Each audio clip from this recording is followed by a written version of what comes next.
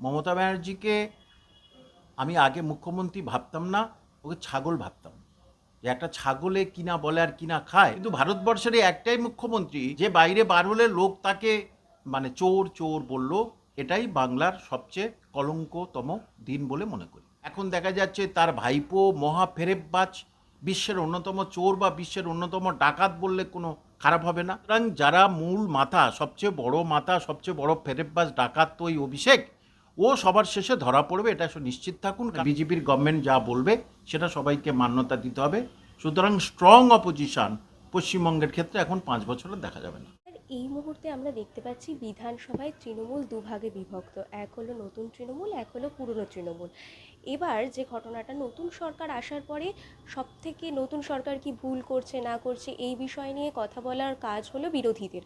বিরোধী দল হিসেবে এই মুহূর্তে দাঁড়িয়ে রয়েছে প্রধান বিরোধী দল হিসেবে তৃণমূল, কি তুলবে, কি বলবেন?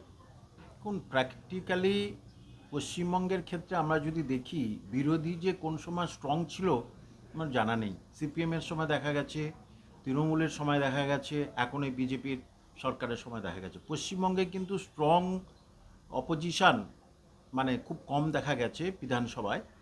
আর তার ফলে এটা এখনও তো আরও তৃণমূলের আর কোনো অস্তিত্ব থাকবে না অটোমেটিক্যালি। এবং যারা এই দলটা থেকে সরে গেছে, গিয়ে অন্য দল করবে বলছে, তারাও বিধানসভায় কতটা আক্রমণাত্মক হবে সেটা জানি না। কারণ বিজেপি সরকার তাদের এজেন্ডায় লিখে দিয়েছিল আমরা ক্ষমতায় আসলে এই জিনিসগুলো এতদিনের মধ্যে করব, এবং সেগুলো তারা অলরেডি শুরু করেছে। এবং তৃণমূল ছাড়া বিজেপির অন্য কোনো কেউ যে স্ট্রং প্রোটেস্ট করবে এমন কিছু নেই। কারণ কংগ্রেস ও নেই কম, এবং সিপিএম আছে। সিপিএম ছাড়া তো আর কেউ নেই। তাহলে ওই বিজেপি বিধানসভায় বিজেপি একা যা বলবে সেটাই সবাইকে শুনতে হবে। এই সরকার যা বলবে সেটাকে শুনতেই হবে, বিজেপির গভর্নমেন্ট যা বলবে সেটা সবাইকে মান্যতা দিতে হবে। সুতরাং স্ট্রং অপোজিশন পশ্চিমবঙ্গের ক্ষেত্রে এখন 5 বছরে দেখা যাবে না। মমতা বন্দ্যোপাধ্যায়, তাকে দেখা যাচ্ছে তিনি ভোট পরবর্তী হিংসা নিয়ে হাইকোর্টে গেলেন, ভবানীপুরের ঘটনা নিয়ে হাইকোর্টে গেলেন, কিন্তু শিক্ষাক্ষেত্রে যখন এই দুর্নীতিগুলো হচ্ছিল তখন তিনি কোনো আইনি পদক্ষেপ নিলেন না বা রাজনৈতিকভাবে তিনি কোনো পদক্ষেপ নিলেন না, কি বলবেন? দেখুন, ওটা ওই মমতা ব্যানার্জিকে আমি আগে মুখ্যমন্ত্রী ভাবতাম না, ওকে ছাগল ভাবতাম। যে একটা ছাগলে কিনা বলে আর কিনা খায়, আর পাগলে কিনা খায়, এই একই জিনিস। কারণ মমতা ব্যানার্জি কোনো মুখ্যমন্ত্রীর আওতার মধ্যে পড়ে না, রুচিশীলা মহিলা একেবারেই না। কারণ যার বসবাস, যার কালচার, সব কিছু ওই কিছুটা বস্তি লেভেলে আর কি, তার কাছ থেকে বাংলার মানুষ কি শিক্ষা অর্জন করবে? সুতরাং সে নিজেই দুর্নীতির মধ্যে পাঁকে পড়ে আছে। এখন দেখা যাচ্ছে তার ভাইপো মহা ফেরেববাজ, বিশ্বের অন্যতম চোর বা বিশ্বের অন্যতম ডাকাত বললে কোনো খারাপ হবে না। এবং তার যে সে নারীর লোভ, তার দৃষ্টিও খুব খারাপ, সেটা বোঝা গেছে। যে জমিদারি চাল সবসময় ছিল, এই এখনও পর্যন্ত সে ওই এতে যাচ্ছে। সুতরাং এই মমতা ব্যানার্জি সব কিছু জানতো। সে ওর সময় তো দুর্নীতিটা ওই করিয়েছে এবং ওর ভাইপোকে দ্বারা করিয়েছে।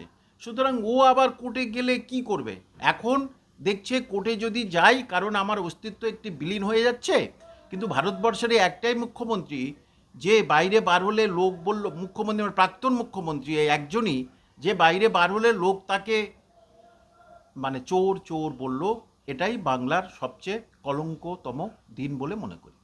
স্যার, আমরা দেখতে পাচ্ছি যে এই মুহূর্তে যে তৃণমূলের নেতা সাংসদ তারা রয়েছে তাদেরকে ডিম ছোড়া হচ্ছে, তাদেরকে পুলিশ গ্রেফতার করছে, ছোট ছোট নেতাদের গ্রেফতার করা হচ্ছে, কিন্তু বড় যে নেতারা রয়েছে যাদের এর পেছনে হাত রয়েছে তাদেরকে এখনো গ্রেফতার করা হয়নি, কিভাবে দেখছেন বিষয়টা? দেখুন, বড় নেতা তো অনেকে গ্রেপ্তার হয়েছে।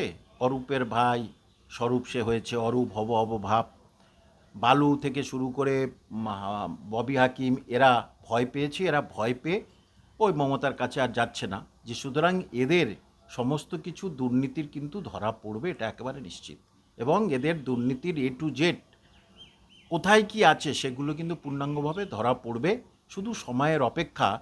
এই যে অভিষেকের যে আত্মসহায়ক, সেও যে দুর্নীতির মধ্যে জড়িত, সেটা আজকের আবার শোনা যাচ্ছে সূত্র মারফত।